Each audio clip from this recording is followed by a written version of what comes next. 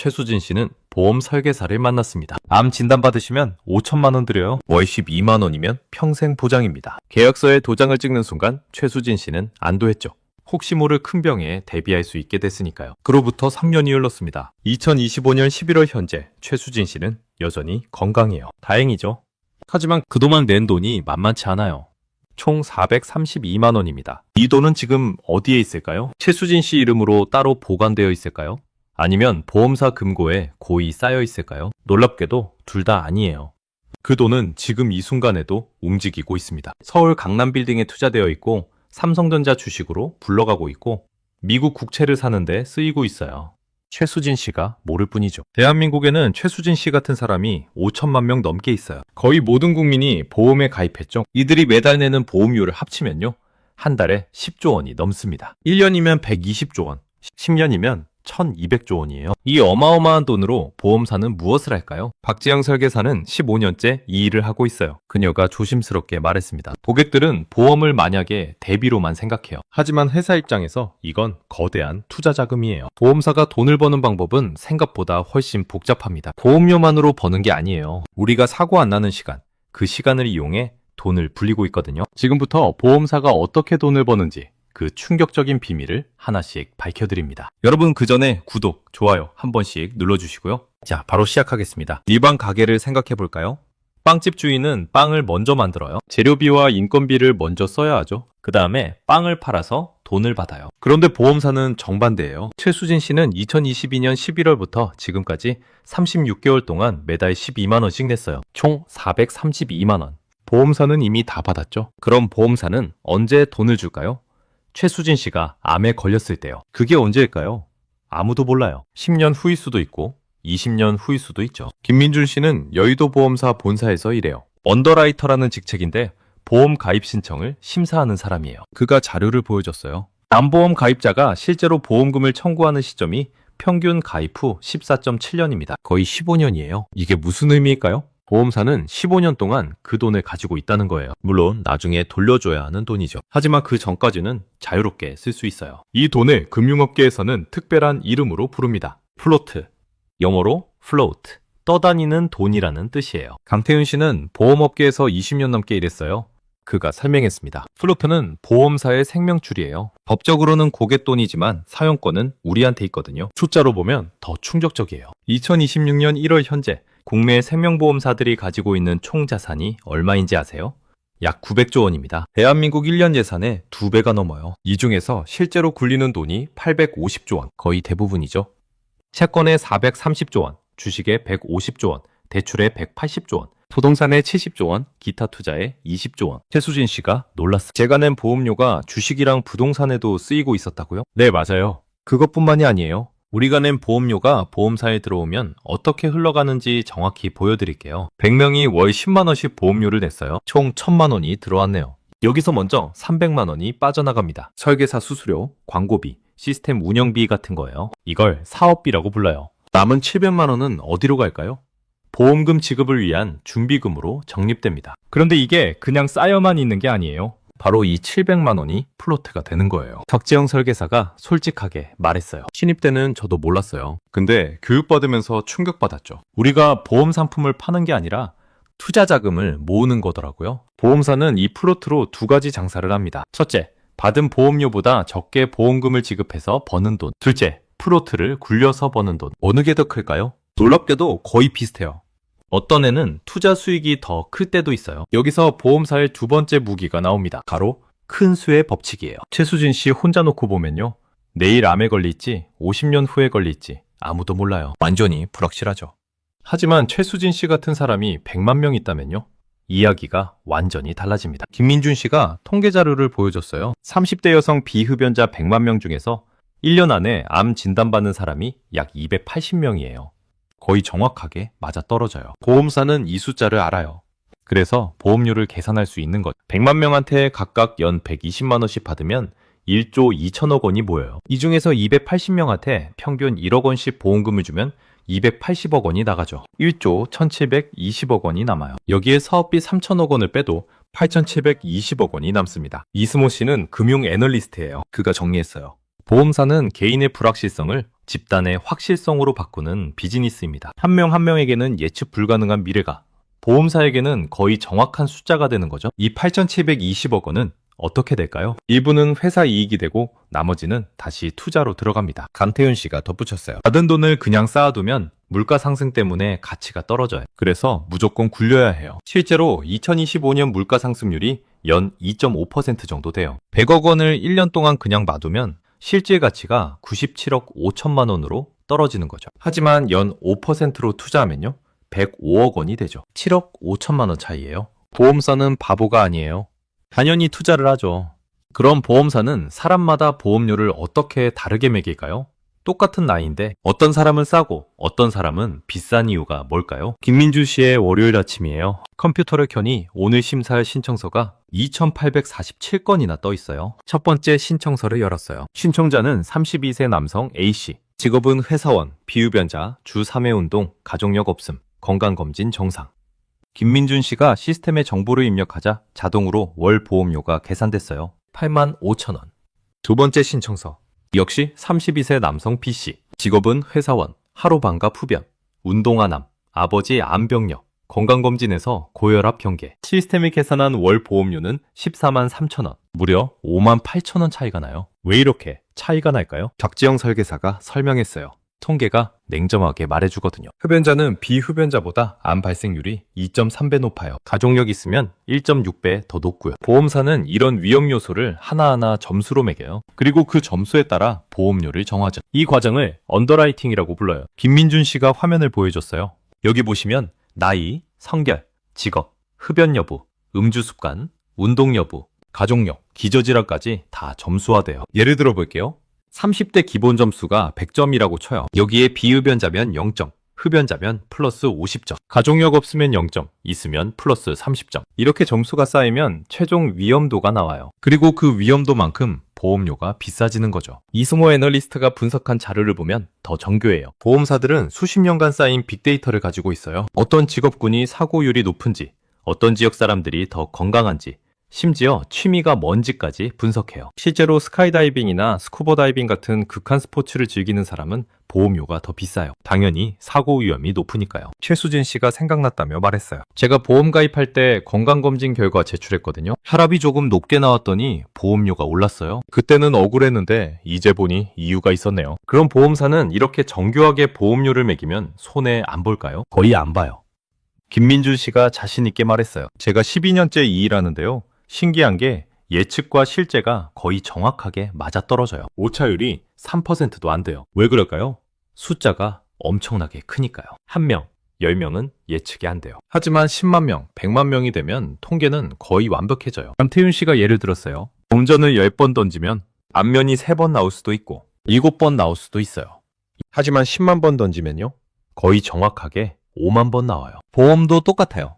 여기서 보험사의 수익 구조가 나와요. 2024년 상반기 국내 생명보험사 22곳의 실적을 볼까요? 전체 수익 보험료가 28조 393억 원이었어요. 이 중에서 지급한 보험금이 약 18조 원, 사업비로 쓴 돈이 약 7조 원, 남은 돈이 3조 원 정도 돼요. 이게 보험업으로 번 순수 이익이에요. 이승호 애널리스트가 중요한 지표를 하나 알려줬어요. CSM이라는 거예요. CSM은 보험계약 마진의 약자예요. 쉽게 말하면 앞으로 벌어들일 예상 수익의 현재 가치죠. 2024년 상반기 생명보험사들의 CSM이 총 60조 2,483억 원이었어요. 60조예요. 앞으로 벌 돈이 이미 60조나 쌓여 있다는 거죠. 삼성생명이 12조 6,975억 원으로 1위, 하나생명이 9조 1,537억 원으로 2위예요. 박지영 설계사가 덧붙였어요. CSM이 많다는 건 안정적으로 수익을 낼 수 있다는 뜻이에요. 보험사 입장에서는 미래 수익이 보장된 거나 마찬가지죠. 그럼 모든 사람을 다 받아줄까요? 아니에요. 김민준 씨가 말했어요. 신청자의 약 12%는 거절당하거나 조건부 승인을 받아요. 너무 위험한 고객은 아예 안 받는 게 회사를 지키는 방법이거든요. 예를 들어 이미 암 진단받은 사람이 암보험 가입하려고 하면요, 당연히 거절이에요. 50대인데 당뇨, 고혈압, 고지혈증 다 있고 흡연까지 한다면요, 보험료가 엄청나게 비싸지거나 아예 가입 불가해요. 이게 보험사가 손해를 안 보는 방법이에요. 위험을 정확히 측정하고 적정 가격을 받고 너무 위험한 사람은 거절하는 거죠. 그럼 이렇게 모은 돈으로 보험사는 뭘 할까요? 2024년 8월 어느 날 이승호 애널리스트는 삼성생명 분기보고서를 분석하고 있었어요. 그리고 한 줄에서 멈췄습니다. 2024년 상반기 투자이익 5,696억 원. 보험으로 번 돈보다 투자로 번 돈이 거의 비슷한 수준이었어요. 교보생명은 어떨까요? 투자이익이 4,767억 원, 하나생명은 1,597억 원, 22개 생명보험사 전체로는 1조 7,516억 원이나 됐어요. 보험사의 진짜 돈벌이는 투자에 있었던 거예요. 감태훈 씨가 핵심을 짚었어요. 보험사는 세상에서 가장 유리한 투자자예요. 돈은 엄청나게 많고 기간은 10년, 20년으로 길고 급하게 뺄 일도 없으니까요. 2025년 11월 현재 국내 생명보험사들이 운용하는 자산이 850조 원이에요. 이 돈이 정확히 어디에 있는지 보여드릴게요. 채권 430조 원, 전체의 50.6%예요. 왜 채권이 제일 많을까요? 안전하니까요. 국채는 나라가 망하지 않는 한 원금과 이자를 보장해요. 회사채도 대기업 거라면 거의 안전하죠. 2024년 기준금리가 3.5%였어요. 국채금리도 비슷하게 3%대였죠. 천행 30조 원을 연 3%로 굴리면요.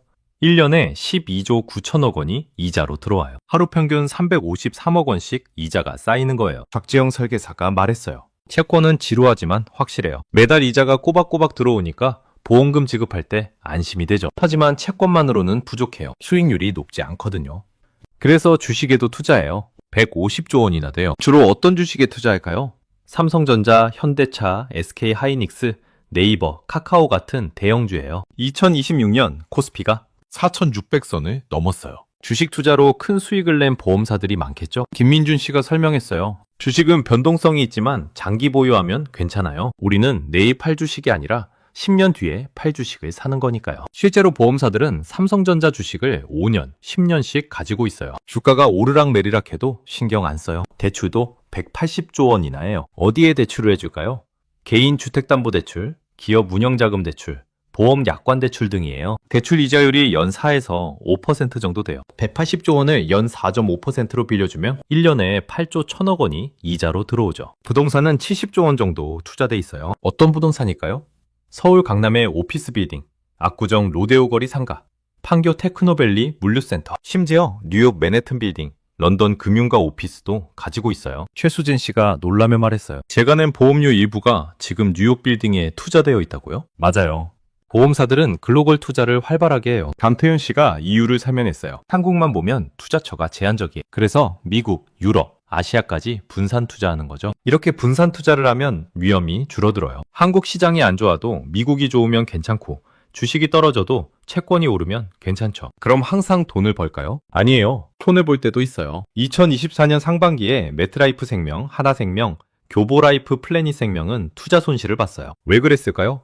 주식 가격이 떨어지거나 부동산 가치가 하락했기 때문이죠. 이승호 애널리스트가 정리했어요. 단기적으로는 손실 날 수 있어요. 하지만 10년, 20년 장기로 보면 거의 모든 보험사가 수익을 내요. 여기서 무서운 복리 효과가 나타나요. 100조 원을 연 5%로 1년 굴리면 105조 원이 돼요. 이걸 다시 5%로 굴리면 110조 2,500억 원. 10년이면 162조 8,900억 원이 돼요. 62조 원이 불어나는 거죠. 보험사는 이런 복리 마법을 매일 경험해요. 박지영 설계사가 핵심을 말했어요. 결국 보험사는 보험 파는 회사가 아니에요. 돈 굴리는 투자 회사예요.